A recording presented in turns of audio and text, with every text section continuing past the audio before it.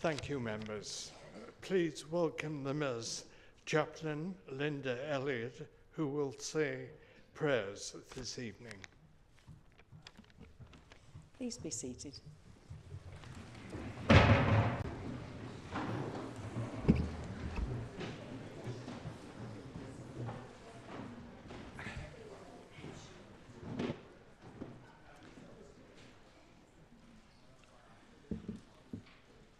Good evening, friends. Before council meeting tonight, I want to introduce to you the last of the principles that Quakers use as guidelines for living. Throughout this mayoral year, I've been speaking about the other four principles: equality and community, truth and integrity, peace and simplicity. And the last one now this evening is stewardship. That is care of the earth and the environment.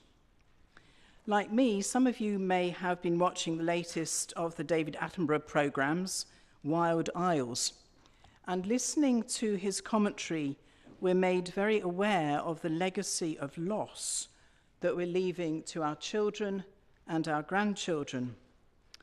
And we're made continually aware by the media and news that climate change is here, and many are suffering throughout the world because of its effects. In an interesting discussion at the weekend I had with my two daughters, both now in their 30s, and they have children themselves, about whether they thought the earth was doomed, they both seemed positive that it was not. If people with money like Bill Gates use their wealth to invest in environmental issues and set an example for others to follow, I hope their optimism is well-founded. For me, I find it a constant challenge as to what I can do personally to protect the environment. For instance, do I give up flying, going on holiday? Do I change to a battery-operated car? Do I even use my wood burner in the winter months, and so on? Does my little contribution add up anything to help the environment? Perhaps it adds up to very little, but at least I'm doing something rather than nothing. And if we value and love something enough, we will do whatever we can to look after it.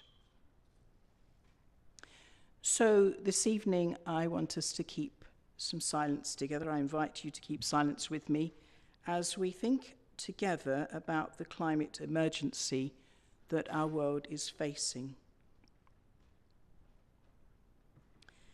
Firstly, we think about the work of this council and all that it is doing to think about the environment. We think about the work of PECT, the Peterborough Environment City Trust.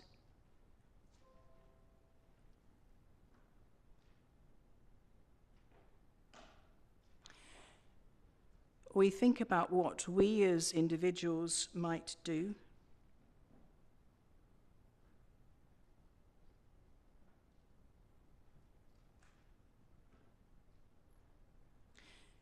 We think of our government making decisions about environmental issues.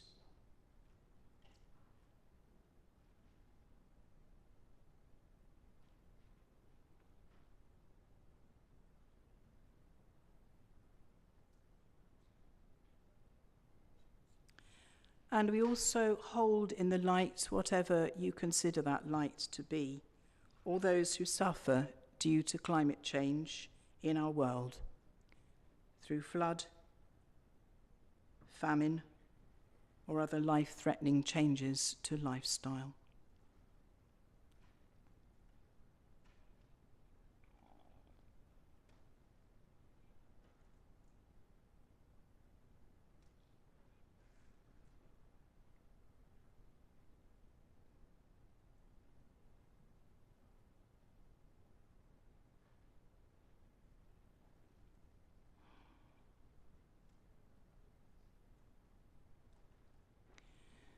So I leave you with that thought on stewardship this evening. Thank you, friends. Thank you, Linda. Welcome, members, those in the public gallery and those watching on live stream. I will now hand over to Rachel Edwards to go through some housekeeping points. Thank you, Mr. Mayor, and through you. Can all those present please ensure that all mobile phones are set to silent? In the event of an evacuation, please exit through the doors on both sides of the chamber, following council staff to the assembly point. As per normal rules, if you wish to speak, please ensure that you raise your hand and you'll be invited to address the meeting. The Mayor has confirmed that he is happy for members to remain seated when addressing the chamber. All votes will be taken via the electronic voting system unless a recorded vote is requested. There is the points document on your table, which is the pink document, and you may address the Mayor accordingly, stating which point you are raising. Finally, I'd like to remind members that this meeting is being live streamed, so please make sure that when you speak, you are using your microphone. Thank you, Mr. Mayor. Thank you. Agenda item 1. Are there any apologies for absence? Thank you, Mayor. Apologies received from Councillor Seeger. Thank you. Agenda item 2, declarations of interests. Are there any declarations of interest from members this evening which are not already recorded separately on their individual register of interests? None? Thank you. Agenda item 3, I would like to move approval of the minutes from the 22nd of February 2023. Do I have a seconder? Happy to second, Mr. Mayor. Thank you very much. Thank you. Is there any objections? I will take that as agreed. Agreed? Item 4, Mayor's announcements. I would like to bring everyone's attention to my farewell jolly, which is being held at the Milton Ferry Golf Club on Saturday, the 20th of May, 2020. Tickets are now on sale, and I would appreciate any take-up of them. Agenda item 5, leaders' announcements. Councillor Fitzgerald, I understand that you wish to make an announcement this evening. Thank you, Mr. Mayor. There'll be numerous sections to this, so indulge me, please. It's been written with updates to the last minute, so I'll try and be as quick as I can. But I'd like to begin tonight by announcing that appointments have been made to the roles of Director of Adult Social Services and the Director of Children's Services following yesterday's meeting of the Employment Committee, which by all accounts was a very long meeting. A national search for candidates and intensive recruitment process, which included interviews with the Chief Executive, Matt Gladstone, partners in our extended leadership team, plus a media assessment, saw shortlisted candidates then go before the Employment Committee. Members were impressed with the calibre of the shortlisted candidates, and the two they chose to appoint have significant levels of experience in their fields, including the area of service transformation, which is very important to this council. Both directors will be dedicated to Peterborough and will form part of the council's corporate leadership team. Further information about those appointed, including start dates, will be announced in the coming weeks. Moving on, residents and businesses in rural parts of Peterborough will soon be enjoying access to lightning-fast broadband after a major contract was signed to upgrade the county's network as part of Project Gigabit, which is a government flagship £5 billion programme to enable hard-to-reach communities to access lightning-fast gigabit-capable broadband. The £69 million investment in Cambridgeshire and Peterborough means that even more residents and premises are in line for gigabit-capable full fibre. That's capable of speeds at 30 times faster than superfast broadband. The contract, one of the largest to date, will also unlock a further 53 million commercial investment from City Fibre, which will extend its network across Peterborough and many other parts of Cambridgeshire to an additional 170,000 homes that would otherwise be excluded from commercial rollouts. Planning is already underway and the first Project Gigabit connections are expected in early 24. The announcement will mean even more for our residents and businesses to have access to fast, reliable internet connectivity connectivity, which is essential for a growing city like ours. In further good news, latest figures from our education department show a substantial increase in attainment levels for our primary school pupils in KS2, reading and writing and maths. The city has moved up from 148th in the National League in 2018-19 to 123rd for 21-22, placing us, by the way, higher than many other councils in the Eastern region, the pupils nationally. This is an improvement of 37 places. One of our top priorities to give every child and young person the best start in life, and that's why we've invested so heavily in education in the past decade, both in terms of improving buildings and facilities and in our support for schools, and it's good to see that our investment is paying off. I'd like to thank my Cabinet colleague Lynn Ayres for all the hard work she's been doing in that area, along with Jonathan Lewis, our Education Director for the Council. With the end of the school term looming, also I'd like to mention the Easter holiday activities and food HAF programme, which is available to children or young people receiving income-related free school meals. All participating holiday schemes will offer a nutritious meal and a variety of fun and enriching experience, such as sports, games, cooking and/or play opportunities. Eligible families will also once again be receiving supermarket vouchers for the Easter school holidays. Vouchers will be sent automatically to families using school data and information held by the council. More than 13,500 vouchers will be issued, totalling over £405,000. So I'd like to urge families to check whether they might be eligible for free school meals during term time, which in turn would mean they receive supermarket vouchers in the holidays. I'm rushing because there's a lot in here, folks. More information can be found on our website, by the way. At the last full council meeting, I also announced the return of the Spring Clean to tackle grot spots across the city. And I'm pleased to say that we'll be redistributing funds from existing budgets. That's £120,000 from April the 1st, targeting those areas that are not normally cleaned through our normal routes, such as shelter belts. We're keen to hear from local residents about areas of the city that they would like to see cleaned up. Now, be aware, though, we cannot target everywhere, but any requests will be considered, and you can either just get in touch with me at Ask the Leader, peterborough.gov.uk. On a similar theme, Litter Action Week will be launched here at the Town Hall on Saturday with a special event from 10 till 4. The campaign is being held to tie in with Keep Britain Tidy's Great British Spring Clean initiative. Anyone who'd like to get involved can come along to the event, where litter picking equipment will be provided. The council spends significant funds every year clearing up litter, which could be better spent on other essential services and exciting projects. I remind people, it's people that litter, not the council, and they need to stop doing it. Hope the campaign, though, will highlight the positive work carried out by the council, and it's great to see voluntary groups such as the Wombles tackling the problem, as well as encouraging more people to get rid of their litter correctly. And finally, on Monday, we held our Spring Fest at San Martin House, organised to support the professional development of adult social care practitioners.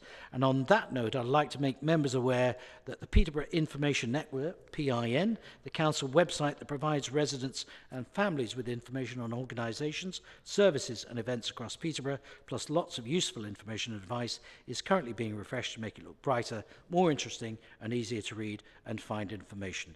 The refreshed website will be live in late April, and a number of awareness sessions with councillors, which I urge you to all attend so that you can share information about the website with residents. That's more or less it. I would, although he's not here again tonight, we're missing Councillor Shaz Nawaz already, I'm sure many of us are. It lacks colour. And with that, it's an ideal opportunity for me to hand over to Councillor Dennis Jones as the new leader in response to anything I might have to say, including Shaz Nawaz. Thank you. Group leaders, you will have 1 minute in which to respond. I'm happy to just extend this extra time to give you a moment of reflection. Thank you, Mr. Mayor. Buckle up, everyone, and I'll try and do it at breakneck speed as well. First of all, congratulations to the new executive directors of Adult and Children's Social Services, and I'm sure we look forward to welcoming them aboard. Absolutely delighted to receive the news and good news for the pupil, staff and schools and directors involved in our going up the league tables. And one may choose to make political capital from our languishing close to the bottom, but we must bear in mind that these are all our children and we are all responsible for their futures. And as councillors and corporate parents. Excuse me. City Fibre, absolutely delighted that that this is going ahead. Dogsthorpe was the place where City Fibre was first installed back in 2018, so it's great to see that pushing ahead. Eligible families, while I'm personally pleased to hear this politically, I remain saddened that the information is, from the 5th largest economy, we still need to do this, but that's the way of the world. And I'm hoping that what families will do is they will check to see that they're eligible. And I think all of us on our social media sites should be making sure that we reach out to the people in our wards. With regard to the spring clean, the Dogsthorpe litter pickers will be out on Saturday morning and will be going down to the town hall. And just don't tell me we're giving away free hoops, because I've just bought half a dozen for my litter pickers. And I generally look forward to my Saturday ward picks, especially where we have the Womble legend that is Harry Machin in attendance. Finally, Shaz has been genuinely touched by the wishes that he's received from councillors, directors and officers, and he's asked me to convey his thanks to all of you on his behalf. Personally, I'm grateful for the opportunity to work closely alongside him for the past 5 years. Perhaps not the Labour Group version of the Chuckle Brothers, but we've shared many experiences in that time. And it's thanks to him that I now feel able to pick up the baton and run the next leg of this never-ending race. Shazzy's story, his legacy is well charted, and I'm just sorry that he's not been able to put the final full stop into place here tonight. Nevertheless, thank you and farewell from me, Shaz, and I end on a Scottish saying, haste you back. Just as we enter, I'd like to wish all Muslims here in Peterborough and across the world happy Ramadan Mubarak as they start fasting tomorrow. And I wish everybody well in the fasting period. Thank you, Mr. Mayor. Thank you, Councillor Jones. Councillor Hogg. Thank you, Mr. Mayor. I echo all that has gone before me from the other two leaders. It's great to see that our leadership team is being firmed up even better than it has been, and we can move forward as a separate ship of Peterborough and not Peterborough and Cambridgeshire, and I think Peterborough will be all the better for that. It's great to see, the help that's being extended to those families that are eligible to free school meals. But I do think that we are missing a trick. There are a lot of families out there who don't quite meet the criteria, specifically people on universal credit. I think the criteria is around £7,000 or £7,200, something like that, before they no longer are able to get that, and so many other benefits come from that one benefit. I do feel that there's a lot of hard-working families out there that are struggling and they aren't able to get this help. And I think specifically the housing support fund is going to be really crucial for a lot of those families. So I think that it's good that we're beefing up that side of things. Great to see that we're doing the spring clean and the litter action week. There are some real areas within the city that are in desperate need of a spring clean. It would be nice if we could actually have a situation where that wasn't going to be the case, and that actually we look after our dear city very well, and we never get to a point where we're having to do this spring clean every year. And as for Shaz, clearly I think we're all going to miss his personality, not so much his jokes, but they were better than the leaders. So, you know, I'll give them that one at least. And with that, I will see. And my jokes are definitely worse. And with that, I will sign off. Thank you, Councillor Huggs. Councillor Harper.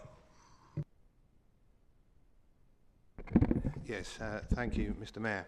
On behalf of Peterborough First, may I welcome the new directors to their roles and wish them all every success in the future. It's extremely positive news on the progress in educational attainment, and we'd like to say well done to everyone involved, particularly the children, teachers, TAs, parents and carers, the Cabinet member and her advisor, and of course officers. Thank you for your efforts to support our children's futures. Other things have been said about the super speed broadband, etc. That's all very welcome, and the sooner that gets around the rest of the city, the better. It's great news regarding the funds that have been released for cleaning of the areas.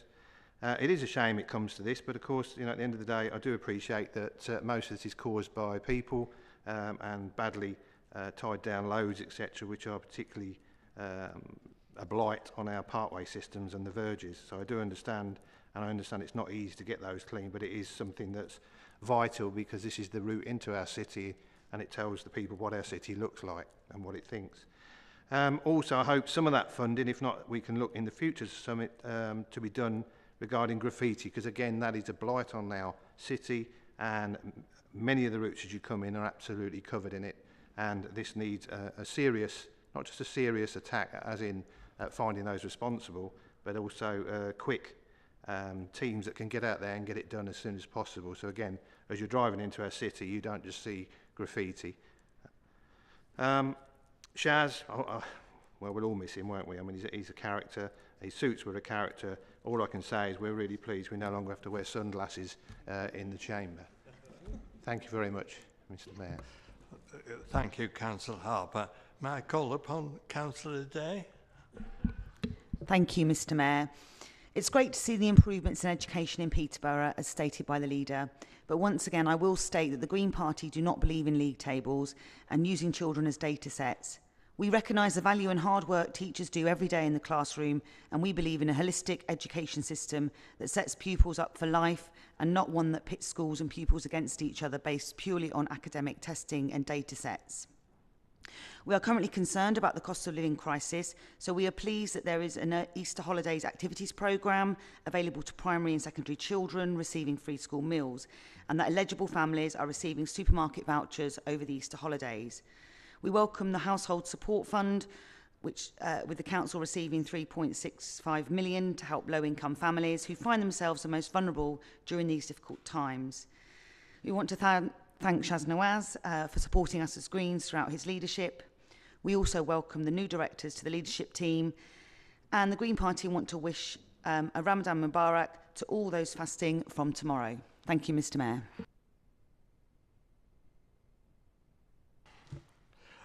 Agenda item 6, questions with notice by members of the public. There have been 3 questions submitted by members of the public to this meeting. Question number 1 is from Christopher Taylor. Mr. Taylor, would you like to ask your question in relation to low traffic neighbourhoods? Yes, good evening. Local councils across the UK are being provided with significant funding from central government to implement low traffic neighbourhoods, or LTNs, 15-minute cities and other restrictions on the freedom of movement of the local population, and as a consequence of this stand to rake in significant amount of money from new fines on motorists. Local councils appear to ignore the public and push ahead with these undemocratic schemes, regardless of the will of the people, to meet net zero targets. People should be able to travel and live their lives as they see fit without central or local government interference. What plans does Peterborough City Council have with regard to LTNs and other restrictions on the freedom of movement of the citizens of this city? And when will these plans be submitted to, at the very least, public scrutiny via an open and robust consultation process? Councillor Fitzgerald. Thank you, Mr. Taylor, for your question. You're not the only person to have asked this question, not just here in Peterborough. I'm going to give you a couple of answers, if I may. I'll respond to your specific points. We have no plans. That's the first point. So there's nothing to submit or scrutinise. What I will say to you further, I entirely agree with your view, and so do members on this side of the chamber. I can't speak for other members on the other side because they may have a totally different view. You'll have to ask them separately or write to them. But what I can say, as long as I'm leader of this council, we shall not be doing this. So I'm giving you that assurance. And for anybody else watching, what I will say to you, though, conversely, because things are mixed up with LTNs, 15-minute cities, 20-minute cities, and we've taken an active interest in it. So all the things that you're afraid of, that I'm assuming you're referring to, we will not be doing. However, we do take seriously the improvements in walking and cycling and having a cleaner, greener city. So we take all those things very seriously as well, and I know colleagues on the other side of the chamber do. So we are committed to improving those things, but not at the expense that you're talking about. I hope that satisfies you.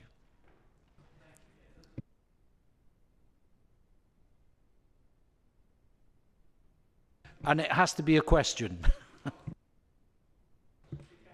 But you can preamble if you want. Yeah, thanks for your response. Are Peterborough part of the 100 Cities initiative as well, which is also heavily net zero driven?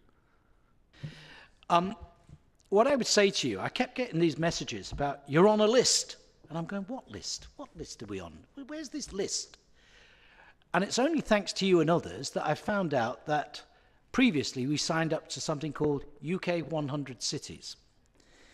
But I'm happy to share with you their view about the question you're asking, which is there is no provision or anything that could make us, or neither are they saying we should be a 15-minute city or a 20-minute city. And if you look on their FAQ section, by the way, it does actually say that. So what we're committed to is about improving neighbourhoods, walking, cycling. But again, I'm going to reiterate to you, we are not going to enforce things on people without certainly asking, and we have no desire to do so. So check the FAQs, which was sent to me, by the way, by our climate team about that, and it makes quite clear that there is no requirement for us to do the things that you're talking about. But it was news to me, but at least I know what list we're on. Thank you, Councillor Fitzgerald. We have question number 2 from Sue McGill. Would you like to ask your question in relation to the Bus Transport Combined Authority meetings? Thank you. Good evening, all. I would like to ask why there was no representative from the Peterborough at the Combined Authority Transport meeting on the 15th of March. This made the voting process difficult. Why did no one attend this meeting or have a representative to take their place in case of emergency? Councillor Fitzgerald. Thank you, Mrs. McGill. You're not the only person to ask this question. There is a perfectly reasonable and rational explanation, but I'll start with some positive news for you before I respond to the direct question, is that there was no harm done, there was no vote lost or ground lost. In fact, I attended the board meeting today, which is where all the decisions are made. There are only recommendations for the Transport and Infrastructure Committee which go to board for approval. So all the things that were not, quote, approved were approved today. But it's a very, very simple question, and I've asked permission of the Cabinet member responsible, which is Councillor Tereste, to share the information. So it is very simple. Unfortunately, his wife's father remains close to death and is very ill. So on that day, Councillor Tereste had already given apologies to the Combined Authority, but due to a series of mishaps, neither the Combined Authority or the people here could do anything about it in time to organise a substitute. So it was just one of those things about human error. So we'll apologise for that. I can do that on behalf of the council, particularly for those residents that went to that meeting. And I know Councillor Dowson particularly shares the views of some of the people in the rural communities. And I guess it was about buses. If you watch back the Combined Authority meeting from today, you will see I made your case very strongly about the lack of buses in Aylesworth, Carster, Wansford and those areas. And I put that back to the Combined Authority as a challenge to try and help invest in those areas. So there was no harm done. Your points were made properly, but on that particular day, it was just an unfortunate set of circumstances. And understandably, Councillor Serestes put his family first, but he did do the right thing. Apologies were sent, but unfortunately, it just didn't happen because of an internal issue about how that was managed. So the team here have looked at that, and hopefully we've kind of fixed it. I hope that helps. Okay. Ms McGill, do you have a supplementary question? Oh. Yes. I attended this meeting in order to inform all of the lack of a regular daily reliable bus service in our villages of Castor Aylesworth. Elderly, vulnerable, teenagers and non-car drivers feel isolated and forgotten. In Wittering, teenagers walk along the A1 to Stamford. RAF personnel families feel isolated. I take on board what you've just said. But how can we be reassured in view of no one possibly turning up again, not in such tragic circumstances, naturally, as Mr. Seresti, Councillor Seresti, but could there be a stand-in that just automatically takes over? There is, but unfortunately the process failed. As in, I will go into detail, but it's just, I don't really want to embarrass the team here. Somebody was on holiday, and then somebody couldn't see a diary. The Combined Authority didn't do the right thing either. So it was one of those perfect storms where the whole thing went wrong. The team have taken on board and reflected on it, and they've put in other measures to try to ensure it won't happen again. But people are human and they make mistakes. So never say never, but we do our very best to make sure it doesn't happen. We thought there was a process in place, but on this occasion it failed. But as I said, because I know I've got two other questions about the same thing, but I'll just be referring everybody to what I've just said. And I'm acutely aware, because I've been out to the rurals with Councillor Over, who's very passionate about the villages, as are other councillors, Councillor Hiller. So we have a broad representation. So we are aware of the challenges, particularly around public transport, and we will do what we can to fix it, and we'll work with the Combined Authority, who are working on a bus strategy, which was just approved today. Okay? Thanks. Thank you, Councillor Fitzgerald. Question 3 from Julia Cunnington. Ms Cunnington, would you like to ask your question in relation to the same issue? Good evening. The question really has been put by Sue, and you've answered it, but we felt that we ought to ask it together and separately, so the question has already been answered, so thank you for that. I'm happy to answer any supplementary if it's a different question, Mr. Mayor, but there may not be. No different question? No? Well, it's more an offer as well. You say that you visited our villages. There's an open invitation. Please come and talk to me. I'm the chair of Wittering Parish Council. I'll be happy to show you around our village and show you what the problems are, and you can happily understand the sort of issues our residents are facing. Thank you. I'm happy to any time. Just contact the office and send me an invitation. Councillor Over, though, will testify or be testament to. I met with a number of parish councils, probably in the last 6 to 8 weeks, I think it was. I know it was dark and cold.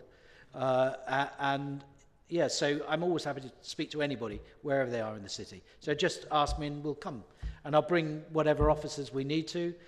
It's Lewis Banks, if it's about public transport and the like. He's a very good officer.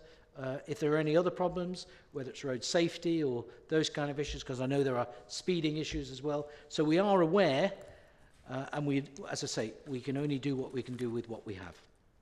Okay?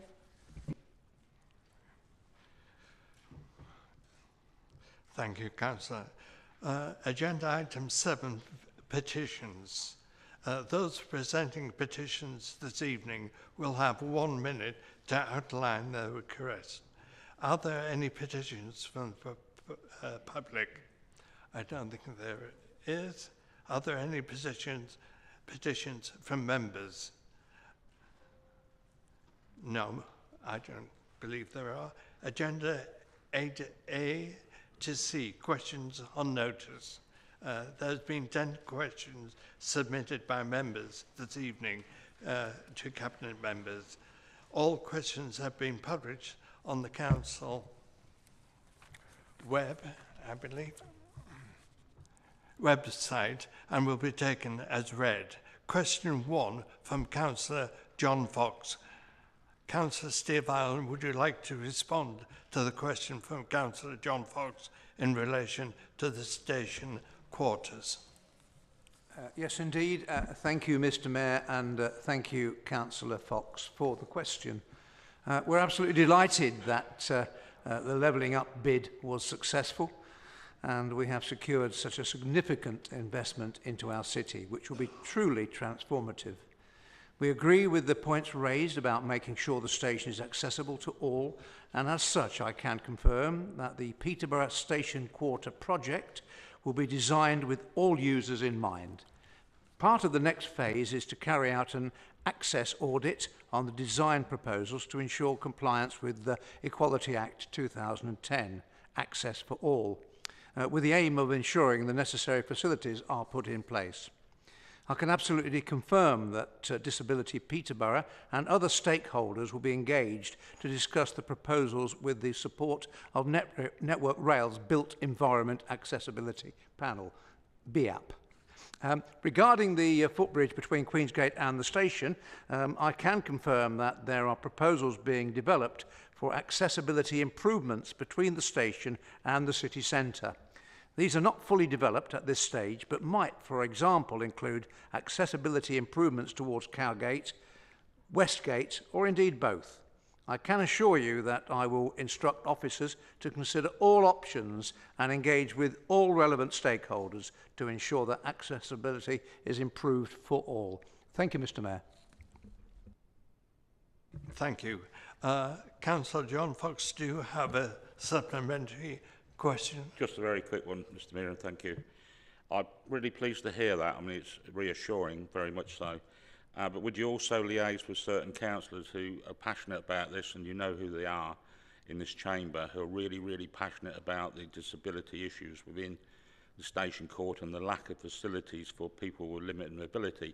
So would you reassure us as well you'd talk to all councillors so we know what's going on, because this is an important issue and this is the time to get it right, and the only way you'll get it right is to listen to the experts, and the experts are the people with the disabilities.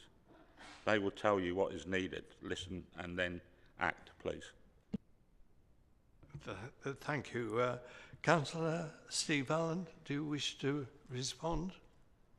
Indeed, thank you, Mr Mayor. Thank you, John Fox. You know that you've known me long enough to know that I'm a big believer in communication. Communication is everything, and be assured that we will communicate with all of those with an input to this subject matter.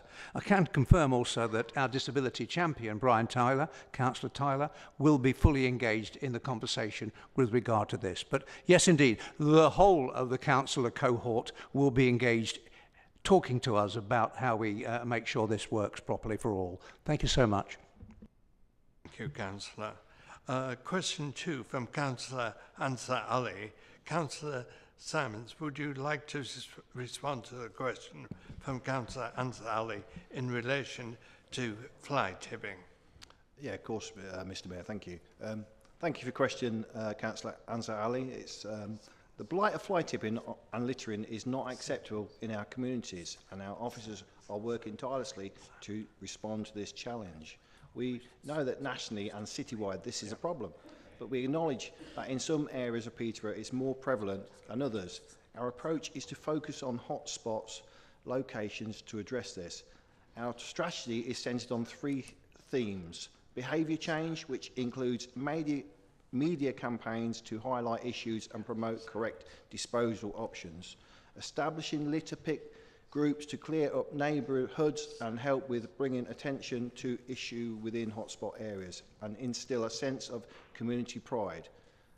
Thanking the community Wombles especially. We are recruiting 5 new education officers whose role will be to increase recycling awareness and work directly with communities to educate around antisocial acts of fly tipping and littering. Our second theme is services and infrastructure. We have 4 dedicated specialist investigators experienced in gathering evidence and bringing offenders to justice. We have a strong operator in Aragon Services who is resourced to allow us to set a target to remove fly tipping within 48 hours. Nationally, this is a good response time, with some partners quoting well over a week. We are working hand in glove with Aragon to gather evidence and define hotspot locations. We have a dedicated hit squad to target known fly tipping areas on a constant basis. Our third theme is enforcement. We are increasing use of covert surveillance equipment to identify offenders. We are deploying covert cameras not only to enforce but to deter offending. At locations where the cameras have been installed, officers noted a significant drop in number of incidents even after removal. Since the 1st of April 2022, 179 fixed penalty notices have been issued for fly tipping and duty of care, and 35 cases have been sent to the legal for prosecution. Thank you, Mr. Mayor. Thank you. Councillor Ansali, do you have a supplementary question? Yes, I do, Mr. Mayor. Thank you very much. Thank you, Councillor Simons, for your comprehensive response. In terms of what is being done, I know that Aragon, when fly tipping is reported, they clear that quite quickly. I'm concerned that more enforcement is not carried out, more people are not being caught and fined. That's something that I'd like to see more of, so that we can send a strong message that we have a zero tolerance on those who blight our city with fly tipping and litter, etc. When people are coming into our city, our parkways look very, very dirty. That's not very welcoming. And quite often there is confusion who is responsible for keeping those parkways and pathways clean. So I think we need to make sure that whoever is responsible, we do the best we can. At the moment, it seems to many that I represent that not enough is being done to hold those who are responsible for keeping the city clean to account, and those who are making the mess of our city to actually hold them to account and catching the culprits. I think what I'm really asking, Mr. Mayor, is that we need to do more in my North Ward, and I know there is a book meet around how many times I will use my North Ward, so I'm hoping that someone will win that box of chocolates. What I'm hoping to do that there'll be more covert cameras installed in North Ward, because things are getting from bad to worse. Thank you. Thank you. Councillor Simons, would you like to reply? Yeah, I'll try and pick the bones out of that, yeah. Well, obviously, we've got 6 covert cameras at the moment. We're looking to get more, but obviously we will be deploying them in areas, the greatest need. If that is in North Ward, then obviously it will be in North Ward. But we don't want to say where we're putting the cameras for obvious reasons. I visited you several times in your ward recently, Ansar, and I did notice that the mosque was immaculate. It'd be fantastic if we could get more engagement with the mosque, so that they could go out further than the mosque area and do some cleaning up. And obviously, I know you have been to the school recently to try and educate the children, so I appreciate that. Obviously, as you're aware, we're naming and shaming as well now. So I think if we all work together, I'm sure we can make a real difference. Thank you, Mr. Mayor. Thank you. Question 3 from Councillor Dennis Jones. Councillor Coles, would you like to respond to the question from Councillor Dennis Jones when he puts it? Thank you, Mr. Mayor, and thank you for your question, Councillor Jones. I'll do my best to answer your question. The contract extension in 2018 was signed by the then Section 151 officer and the then monitoring officer, and approved by a Cabinet member decision notice by the then portfolio holder. So we know from that process that the monitoring officer was content as to its legality, and the Section 151 officer content as to the decision's financial probity. The former holder of the portfolio then signed off the decision, so we can assume safely that he received assurances to that case. None of the individuals holding those posts remain in the council, so we can't say with 100% certainty the reasoning that led to the CMDN, but the best recollection of Cabinet members at the time was that there were financial reasons that might have affected the budget's bottom line that required the extension, and strategic or tactical contract management reasons for why the contract was extended in this way. I can't comment regarding the removal of any break clauses, but I'm given to understand there was unlikely to have been an opportunity to vary that part of the contract in the 2018 extension either. But we're going into the realms of speculation here. But while I'm portfolio holder for this area of procurement, there's a vanishingly small chance I would accept a future contract by this council where break clauses were not included. Thank you, Mr. Mayor. Councillor Dennis-Jones, do you have a supplementary? Thank you, Mr. Mayor, and thank you, Councillor Coles, for your reply. So I think you've kind of preempted what I was going to say, is what lessons have been learnt since then? Assuming this was such a good deal, would you have no hesitation in repeating the exercise? Hopefully not, as this was then the only show in town. Or perhaps more options might have been assessed with Cabinet colleagues. With no crystal ball in sight, 13 years tied into any contract for any service does appear to be rather a long time. Councillor Coles. Thank you, Mr. Mayor. Yes, thank you, Councillor Jones. I was struck by your question with the one word you used, alacrity, which means eagerness and briskness. And I'm delighted to say you are eager and brisk despite your current situation. And I did offer you my cushion to sit on, but I know you don't need it. However, the issue for me, I think, is opposition members need to make sure that they exercise the duties that they have in terms of asking questions about CMDNs when they come up, and also challenging things in council. So if that had happened in 2018 and we had similar alacrity with officers then, with members then, we would know much more detail. And I'm sorry that I've had to fish around and try and come up with an answer, but I don't want to mislead anyone by giving an answer that might be incorrect. But what I can say in conclusion is that the government arrangements have now changed, and all such decisions in excess of £500,000 would be reported to and subject to a full cabinet approval process. So there is no chance of, as you say, a large contract just be decided on one CMDN. Thank you, Mr. Mayor. Councillor Coles. Question 4 from Councillor Hogg. Councillor Steve Allen, would you like to respond to the question from Councillor Hogg in relation to the regional pool car park? Thank you, Mr. Mayor, and thank you, Councillor Hogg. Whilst initially planning permission was secured for temporary replacement parking, at the time the permission was granted, it was deemed unnecessary to provide additional parking as there were ample existing parking provisions in nearby car parks. However, that position has changed over the recent weeks, with both Bishops Road and Carhaven car parks often full to capacity. This appears to be a result of post-COVID recovery, which is a good thing, and indeed a strong city centre offer, and maybe also the presence of the university at that location. As an interim arrangement, additional parking places have been created on the site of the regional pool, and all 4 accessible bays around the pool itself have been maintained. I'm pleased to confirm that a contractor has now been appointed to install a temporary car park that was originally intended on the site where planning permission was granted, and their mobilisation period has commenced.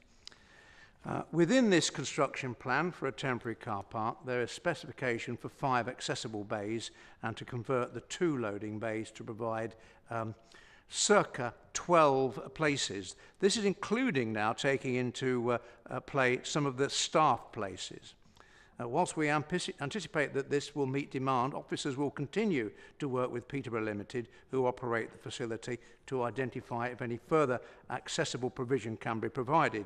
And hot news is that I heard today that additional places will now be added to that to provide more parking facilities, accessible parking places. But I can share more about the programme over the coming days. Thank you, Councillor. Councillor Hogg, do you have a supplementary? I do. Essentially, to the question I have here is not so much about parking spaces, but disabled parking spaces. And you know, the fact is that we made some changes to what had been the coach car park, but we didn't add a single disabled place. And we were given assurances by both the leader and the cabinet member that there would be nobody inconvenienced before the closure of, that these would be put in place before the closure of the car park. This simply didn't happen and still hasn't happened. You say you're very strong on communication. What have you done to communicate with users of the pool to highlight to them the situation and the steps that you're looking to put this right?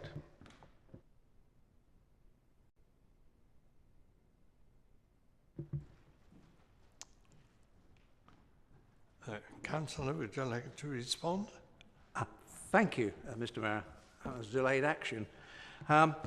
Communication is a two-way thing in as much that I need the information from the relevant council officers to allow me to share the information. The pool, I believe, is now scheduled to reopen on Friday, and indeed extra parking places are now in the process of being provided. And we are talking about accessible parking places. So it is being addressed. I do think there has been somewhat of a lag, which is unfortunate, but we're getting there, and getting there with gusto now, and the additional accessible bays will be provided. I can't give you the exact numbers, but I heard today additional ones were going to be in place. On-site. On-site, yes indeed. It will be 4, because I've had a briefing from the officer. Well, I've got here concerned. a total of 12, so is that to your satisfaction? So it's about the communication. Could you go? Yeah. So, Mr. Mayor, can I just tie a ribbon on this? There'll be no less than there were previously, but I'm waiting for the exact numbers. There may be more. Hey? Thank you. Thank you. Question 5 from Councillor Skipstead. Councillor Steve Allen, would you like to respond to the question from Councillor Skipstead in relation to the same issue?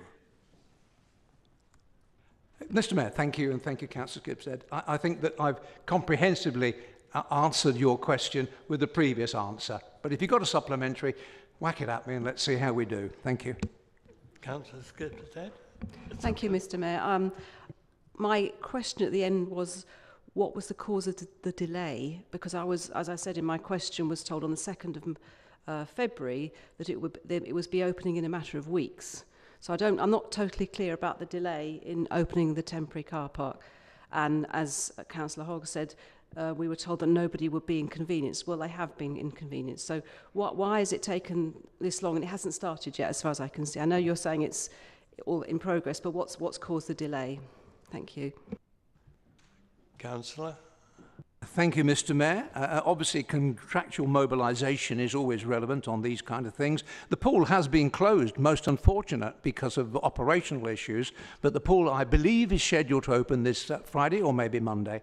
I'm waiting for the final update on that. But I don't think people have been inconvenienced, other than by the fact that the pool has been closed. So there will be spaces, and the pool is about to open with additional spaces provided. So there was no inconvenience on the basis that whilst it's been closed, you couldn't park there anyway. Thank you so much. Yeah. Sorry, that wasn't the answer to my question. No, I asked for why was the delay? I said contractual mobilisation at the start of my statement. Thank you. Okay, question 6 from Councillor Sandford. Thank you, Mr. Mayor. In view of the responses that have been received to previous questions, I'm quite happy to withdraw this question. I'm really sorry to hear about Councillor Soresti's personal circumstances. All I would just add in withdrawing the question, though, is the point about the rural bus services came up. The reason those villages don't have a bus service is that 4 years ago they had one, and the administration refused to provide any subsidy to enable it to continue. That requires a response, Mr. Mayor, if it was a question or a statement. So I'm happy answer it as a supplementary. I agree with Councillor Sanford that the administration didn't provide any support, frankly, because we've got no money to do so. It's as simple as that. All bus subsidies were under review at the time, and unfortunately, you have to make choices. But we are trying to find other solutions, as I said to you, through the combined authority. What I forgot to mention, by the way, and I was chastised for it by my colleague on the left, so I mentioned some of the rural wards, but Eyethorny, Newborough being the biggest one, and Councillor Elsie's ward of Wittering also, which I mentioned in dispatches. These are all important areas to the council, and we'll have to redouble our efforts, and it's good that you're making noises to elected representatives and to the council about finding solutions.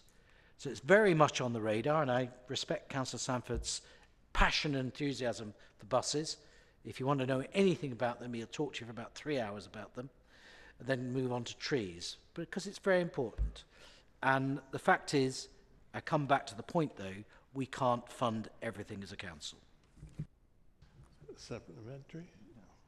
No? I've actually withdrawn the question. That was my response, not his. But I was nice to him. Yeah. Okay, question number 7 from Councillor Seeger. Councillor Seeger has submitted her apologies. However, Councillor Coles, would you like to respond to the question in her absence in relation to parking at the London Road Stadium? Thank you, Mr. Mayor. Yes, I think it asks a question that requires an answer. So just briefly, the Council are currently investigating ways to regularise the ongoing use of the site and to secure an income based on any proposed use. Options include creating a new temporary pay and display car park and leasing the site in its entirety to third-party organisations. The Council are in discussions with several parties, including Peterborough Town Football Club. Any regularisation of the site will be for the short term, as it remains a key future strategic development site. The Council expect to be in a position to regularise the use of this site in the coming weeks. And just a point of fact is, don't think it's accurate that money has been taken from members of the public by the club. I'm not entirely sure that's an accurate comment. Thank you, Mr. Mayor. Question 8 from Councillor Ansar Ali. Councillor Coles, would you like to respond to the question from Councillor Ansar Ali in relation to the Hilton Hotel loan extension? Thank you, Mr. Mayor. Yes, I will. And thank you, Councillor Ansar Ali, our independent and famous member from North Ward. Which ward? I think it's North Ward. The Council has ensured the hotel loan facility is fully secured by a first charge over the hotel. And in addition, the loan drawdown each month is approved by the Council's quantity surveyor, which ensures the monthly drawdown is only a percentage of the construction costs incurred during that month. So what this means is that, in effect, should the development fail, the Council would own the hotel building as it then stood. So in terms of losing money, no, that's not the case. The Council has not provided the loan to make a profit. It was provided to ensure the regeneration of this area and to ensure a prestigious hotel was secured for Peterborough. The Council is charging interest on the outstanding loan balance at a commercial rate of interest, which is higher than the Council's borrowing costs from the Public Works Loan Board. There's a net income to the Council which is fed into the mid-term financial programme, and interest will continue to be charged until the loan is refinanced and repaid to the Council. So what this means is that throughout, the Council has received interest payments on the loan from Profiteer, and when the building is completed and they refinance, we'll get the loan fully repaid. The refinance process for property will be much more straightforward and less risky once the construction has completed and the hotel is operational. This has been confirmed by the Council's quantity surveyor, who has also raised no concerns about Profiteer's ability to refinance once the hotel is operational. Thank you, Mr. Mayor. Thank you, Councillor Ali. Thank you, Councillor Coles. Councillor Ansar Ali, do you have a supplementary? Thank you, Mr. Mayor. Thank you, Councillor Coles, for your response, and I feel reassured. One of the things that concerns me that when we borrowed the money to lend, to loan to this hotel group, we borrowed at a lower rate of interest because the interest rates were low, and we get a reduction as a public sector organization. But interest rates on loan payments have gone up quite considerably in recent years, and I just want to see whether we will get that uplift in the repayment. Yes, thank you, Councillor Ali. Indeed, on the extension, there has been an uplift. In terms of whether we would do the same deal again, it's going to be extremely difficult to do that, and I wouldn't approve it unless it was legally appropriate to do so. Thank you. Question 9 from Councillor Sanford. Councillor Sursley, would you like to respond to the question from Councillor Sanford in relation to the net zero carbon targets? Thank you, Mr. Mayor. Thank you, Councillor Sanford, for the question. As you know, the Council is committed to achieving its net zero carbon target across the organisation's operations by 2030. Since this target was announced in 2019, real and meaningful progress has been made. We have appointed a dedicated principal climate change officer whose work includes the annual publication of the Council's Climate Change Action Plan. The latest draft was recently reviewed by the relevant scrutiny committee and indicatively shows that our emissions have reduced quite considerably. If you exclude emissions from the goods and services purchases, they have reduced by 24% relative to 2018-19 baseline. We have recently undertaken a programme of climate debates, the aim of which was to share information on greenhouse gas emissions across the city and discuss potential decarbonisation options.